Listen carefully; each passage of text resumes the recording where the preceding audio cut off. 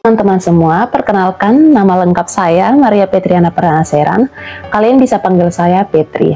Saya mahasiswa aktif, mahasiswa dari Program Studi Pendidikan Musik Universitas Katolik Widya Mandira Kupang, Fakultas Keguruan dan Ilmu Pendidikan. Saat ini saya semester 6. Saya akan menginvestigasi atau menjelaskan sedikit tentang apa itu musik liturgi dan juga memberikan penjelasan tentang kesalahan-kesalahan yang selalu kita lakukan sebagai umat Katolik dalam perayaan Ekaristi. Langsung saja ke videonya dan tonton sampai habis. Musik liturgi adalah perayaan misteri karya keselamatan Allah dalam Kristus yang dilaksanakan oleh Yesus Kristus Sang Imam Agung bersama gerejanya dalam Roh Kudus. Liturgi adalah medan perjumpaan Allah dan manusia, serta manusia dan juga sesamanya.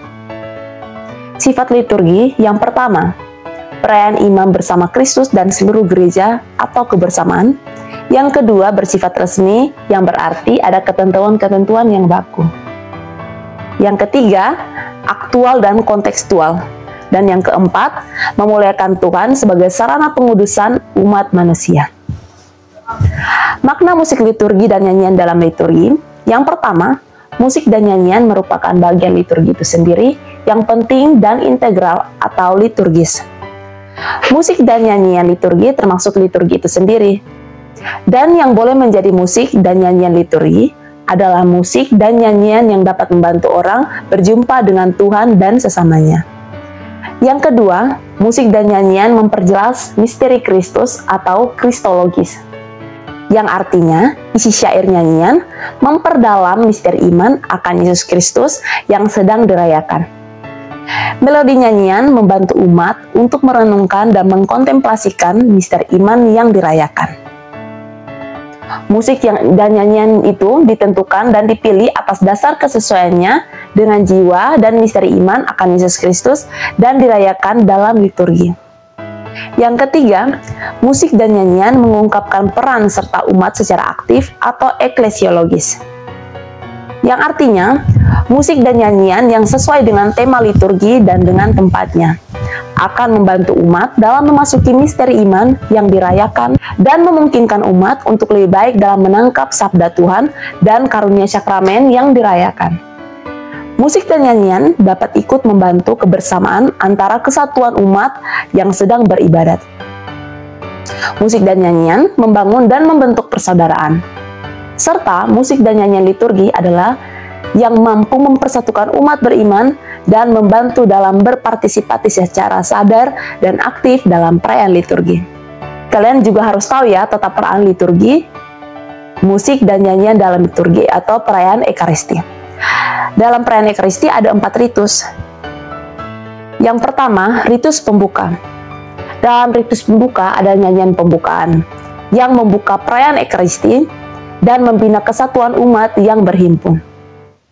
Nyanyian pembuka ini mengantar masuk ke dalam misteri iman yang dirayakan dalam perayaan liturgi tersebut sesuai dengan masa dan pesta liturginya, seperti perayaan Prapaskah, Paskah, Advent, Natal, dan sebagainya.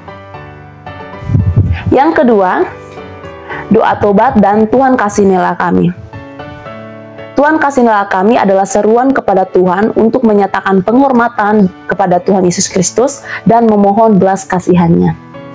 Nyanyian Tuhan kasihanilah kami bisa diadakan apabila lagu pembukaan sudah memuat pernyataan tobat dan mohon belas kasih. Yang ketiga, madah kemuliaan atau gloria.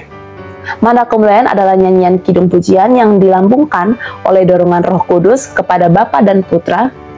Madah kemuliaan ini bisa diucapkan atau dinyanyikan secara bergantian atau bersamaan, diangkat oleh iman atau solis dan dilanjutkan oleh umat madah kemuliaan dan diucapkan atau dinyanyikan pada hari Minggu, hari raya, dan pesta-pesta kecuali dalam masa Advent dan Prapaskah. Ritus yang kedua adalah ritus liturgi sabda. Dalam liturgi sabda ada yang pertama Mazmur tanggapan atau nyanyian tanggapan sabda. Mazmur tanggapan ini dimaksud untuk memperdalam renungan atas sabda Allah dan menanggapinya. Bisa dibaca ataupun dinyanyikan. Mazmur tanggapan diambil dari kitab suci dan disesuaikan dengan bacaan. Yang kedua, bait pengantar Injil atau haleluya. Bait pengantar Injil atau haleluya dimaksudkan untuk mempersiapkan umat mendengarkan Injil yang akan diwartakan. Haleluya bisa diulangi dengan teks ayat yang diambil dari bacaan misa. Yang ketiga, ritus Ekaristi. Dalam ritus Ekaristi ini ada nyanyian persiapan persembahan yang berfungsi untuk mengiringi perarakan bahan persembahan dan membina kesatuan umat dan mengantar umat masuk ke dalam misteri Ekaristi. Isi nyanyian persembahan harus mengungkap persembahan hidup umat yang beriman atau yang tidak pantas kepada Allah dan semoga disatukan dengan persembahan sejati Kristus. Ada juga nyanyian kudus. Nyanyian kudus termaksud doa syukur agung yang merupakan aklamasi atau seruan umat beriman terhadap pujian syukur yang dilambungkan dalam privasi. Maka nyanyian kudus tidak bisa ditiadakan dan sebaiknya dinyanyikan. Dibandingkan nyanyian-nyanyian ordinarium yang lain, nyanyian kudus menduduki ranking pertama yang mengumumkan nomor nyanyian kudus setelah privasi atau saat mau menyanyikan nyanyian kudus dan jangan menunggu atau pakai lama. Lanjut, nyanyian Bapa Kami. Bapa Kami bisa diucapkan saja atau dinyanyikan dan diusahakan dibawakan oleh seluruh umat yang hadir. Pada hari Minggu, pesta gereja dan perayaan khusus, Bapa Kami lebih baik dinyanyikan. Bapa Kami yang boleh digunakan dalam ritus Ekaristi atau liturgi adalah Bapa Kami yang isinya syair sesuai dengan teks resmi doa Bapa Kami dan melodinya sesuai dengan jiwa liturgi gereja. Selanjutnya, Anak Domba Allah dan nyanyian iringan pemecah roti. Anak Domba Allah dimaksudkan untuk mengiringi pemecahan dan pencampuran roti untuk persiapan pembagian komuni. Selanjutnya, nyanyian komuni. Nyanyian komuni untuk mengiring umat dalam menyambut tubuh Kristus, meneguhkan persaudaraan dan persatuan umat secara lahir dan batin sebagai tubuh Kristus.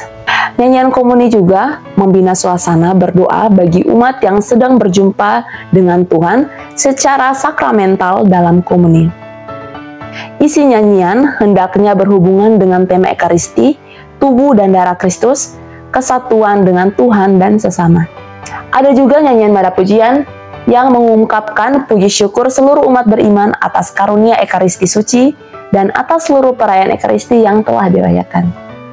Nyanyian nada pujian dinyanyikan setelah imam selesai membersihkan piala atau sebelum doa sesudah komuni, yang biasa kita sebut post communio. Yang keempat, ritus penutup. Dalam ritus penutup ini ada nyanyian penutup. Nyanyian penutup menutupi perayaan Ekaristi dan memberi gairah serta semangat kepada umat agar pergi menjalankan tugas perutusan, mewartakan damai dan kebaikan Tuhan dengan gembira, dan juga mengiringi perarakan imam dan para petugas liturgi memasuki sakristi. Sebagai umat Katolik, kita harus tahu bahwa nyanyian liturgi itu bukanlah nyanyian selingan ya. Tujuan nyanyian liturgi itu yang pertama, harus membantu terjadinya perjumpaan Allah dengan manusia. Yang kedua, memperdalam misteri iman yang sedang dirayakan atau sesuai dengan tema. Yang ketiga, mempersatukan seluruh umat dan membantu umat berpartisipasi secara sadar dan aktif dalam liturgi. Yang keempat, harus ada unsur vertikal atau mengarah pada Tuhan. Yang kelima, harus ada unsur horizontal yang mengarah kepada sesama umat. Yang keenam, harus ada unsur vertikal dan horizontal yang dapat dikenali dari syair dan melodinya. Jadi itu penjelasan dari saya terkait apa itu musik liturgi, serta fungsi-fungsi dan juga aturan-aturan yang perlu kita bawakan dalam nyanyian liturgi. Sekarang kita akan mengobservasi salah satu nyanyian ordinarium, yaitu nyanyian Tuhan Kasihanilah dalam misa, salah satu misa di salah satu gereja yang perlu kita pelajari. Ini bukanlah perbandingan salah atau benar, tapi ini sebagai pembelajaran untuk kita semua dalam memilih lagu yang tepat dan sesuai dengan ajaran kitab suci. Berikut videonya, kita simak baik-baik dan kita bisa teliti dengan baik-baik.